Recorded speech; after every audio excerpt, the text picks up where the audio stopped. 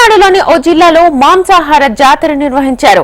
మదురై జిల్లా తిరుమంగళంలో ఉన్న కురుప్పవై ముత్తయ్య ఆలయంలో నిర్వహించే ఓ జాతర ఇప్పుడు టాక్ ఆఫ్ ది టౌన్ గా మారింది. ప్రతి ఏడాది ఎంతో గ్రాండ్ గా జరిగే ఈ జాతరకు ఓ ప్రత్యేకత ఉంది. ఈ జాతరను కిడా విరుందు జాతర అని పిలుస్తుంటారు. కిడా విరుందు అంటే మాంసాహార జాతర అని అర్థం. తిరుమంగళంతో పాటు మదురై జిల్లా వ్యాప్తంగా ఉన్న పురుషులు ఈ ఆలయం వేడుకలకు పెద్ద ఎత్తున తరలివస్తారు.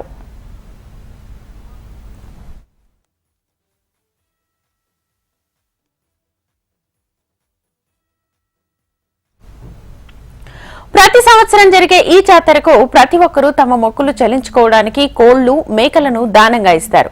ఇలా దానంగా ఇవ్వాలనుకున్న మేకపోతులను ఏడాది పాటు పెంచుతారు.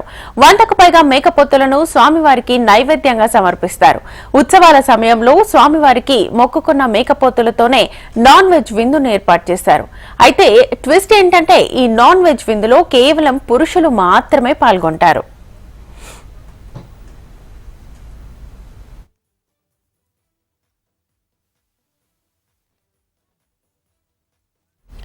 సాధారణంగా ఊర్లలో జాతరలంటే పదుల సంఖ్యలో కోళ్లు, మేకలు నైవేద్యంగా సమర్పించి ఎవరి కుటుంబాలతో వారు విందు ఏర్పాటు చేసుకుంటారు. కానీ ఇక్కడ జరిగే జాతరలో మాత్రం ఏకంగా వందల సంఖ్యలోనే కోళ్లు, మేకలను నైవేద్యంగా ఒకే చోట సమర్పిస్తారు.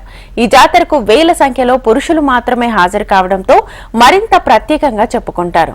మటన్ కర్రీని రాసులుగా పోసి అన్నాన్ని కుప్పలుగా పేర్చి వడ్డిస్తారు. అయితే సాదాసీదాగా మాత్రం ఈ వడ్డింపు లేదనే చెప్పుకోవాలి. మట్టిని తవ్వడానికి ఉపయోగించే పనిముట్లతో అన్నాన్ని పంపిణీ చేయడం ఆశ్చర్యాన్ని కలిగిస్తుంది.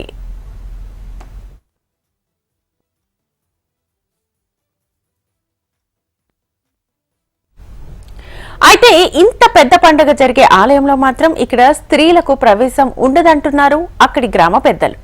ఈ ఆలయంలో ఉన్న స్వామివారిని దర్శించుకోవాలంటే మహిళలు ఒక నిబంధన పాటించాలని చెబుతారు. నాన్ వెజ్ విందు పూర్తయిన తర్వాత పురుషులు విస్తరాకులు లేదా అరిటాకులు తీయకుండా అక్కడి నుంచి వెళ్లిపోతారట.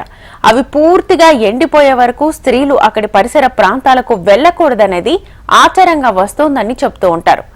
పురుషులు భోజనం చేసిన అరిటాకులు లేదా విస్తరాకులు పూర్తిగా ఎండిపోయి కనుమరుగైన తర్వాతనే స్త్రీలకు ఆలయ ప్రవేశాన్ని కల్పిస్తారు.